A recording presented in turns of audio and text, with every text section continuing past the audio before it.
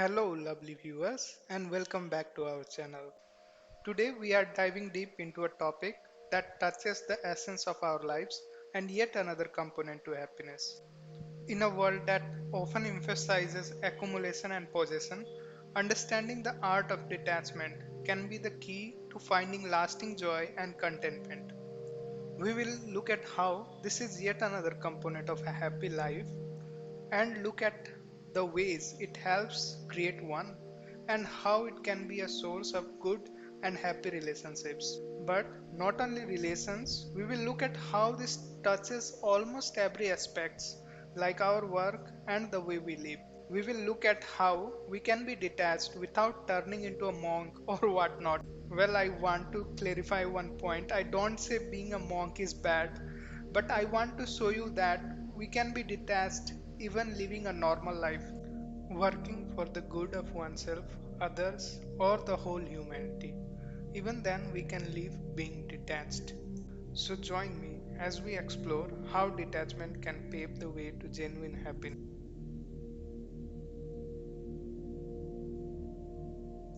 We will look closer into what our ancient books like the Bible and the Bhagwat Gita tells us about it.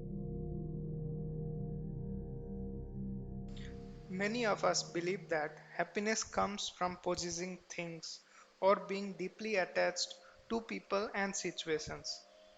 Observe that loving and caring is not bad.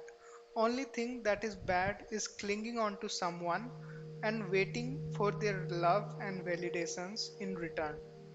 Also note that wanting or working for something is good. It only gets bitter when we forget every other thing and create our whole world around those things only. After all, the truth is, attachment to something or someone often leads to suffering. People and circumstances change, and when we cling too tightly, we end up feeling lost and disappointed. Detachment, on the other hand, allows us to appreciate life without being enslaved by it. As most of us usually think, detachment doesn't mean we stop caring or become indifferent. Instead of this, it's about understanding the impermanent nature of life. Everything from our possessions to our emotions is temporary. But wait, let us stop here for a bit. We will need to rethink about the things that we have discussed so far. Whatever I said, does that mean we must stop working altogether and go towards the path of renunciation? Do you think is this the correct way that we stop working and hence stop care about the results? Well, this doesn't seem correct to me at least.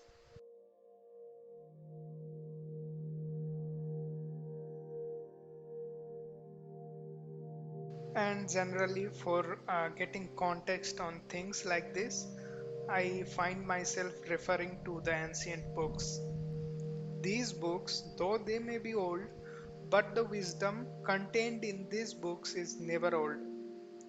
The Bhagavad Gita and the Bible. Let us start with the wisdom in the Bible. Detachment, as described in the Bible, involves relinquishing our strong attachment to material possessions, ego, and worldly desires. In the New Testament, Jesus Christ emphasizes the importance of spiritual wealth over material wealth. Detachment, as depicted in the Bible, leads to liberation and spiritual freedom. Trust in God's plan and have faith that everything happens for a reason, relinquishing the need to control every aspect of your life. Few of the most important points that I find in Bible or in the teaching of Jesus is love, faith and belief. Love towards everything and everyone. And this kind of love is universal and doesn't expect to be returned from the other party. So there is a thin line of detachment here. But yet we are radiating love, thus we are not doing nothing. We are having faith in God And as I mentioned earlier, a belief that things will turn out just fine, relinquishing control over the results. So, we are not giving up everything, are we, to practice detachment according to Bible? Instead, we are attaching to good positive things with higher vibrations and giving up control over everything that is not required and that leads us to a downgrade in our vibrations.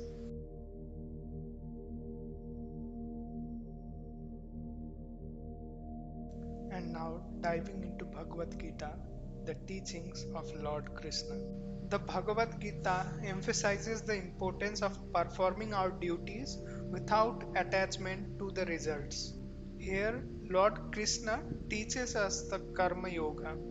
Karma Yoga shows us the path to rise above the worldly desires and have connection with our soul, our higher self. And in Karma Yoga, we reach the abode of Lord, performing our worldly duties. Even in the course of Gita, Lord Krishna himself says that the Karma Yoga is the best way to reach him.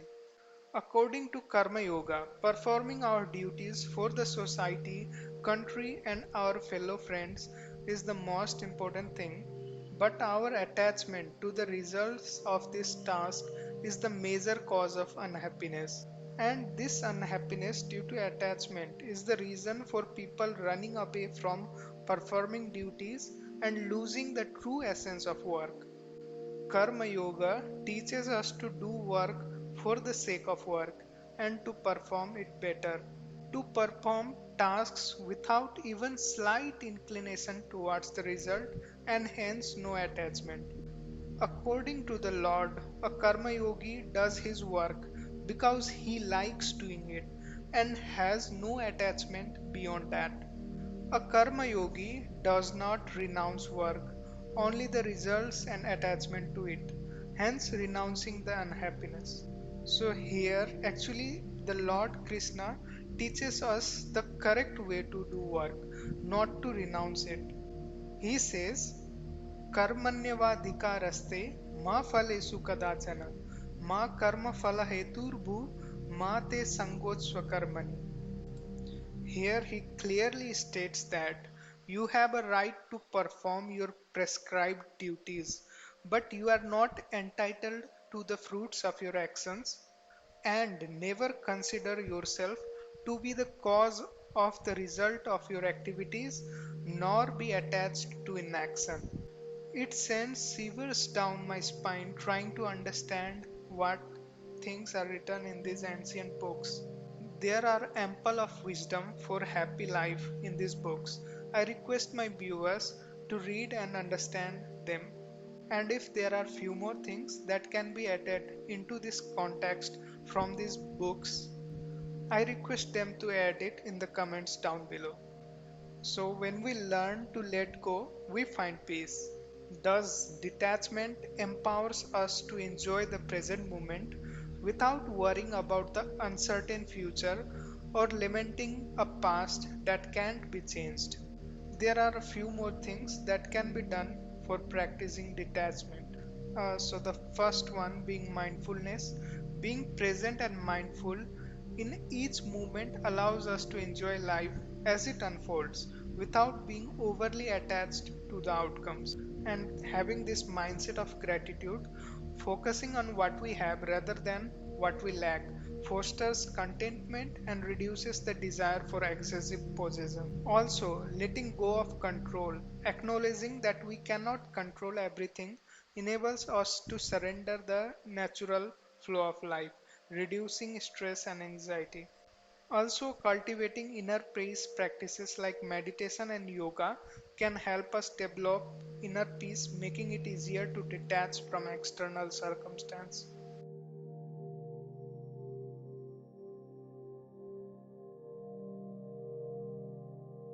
Detachment even plays a vital role in our relationships. When we love others without expecting anything in return, we free them and ourselves from the burden of expectations. We must not hold on to our perception of how someone must be. and stop them from developing in their most natural way. Here, they can be our loved ones or anyone we know, our friends or family members. Here, I want to focus on one point that true love allows for freedom and growth, enhancing the quality of our relationships and bringing immense happiness.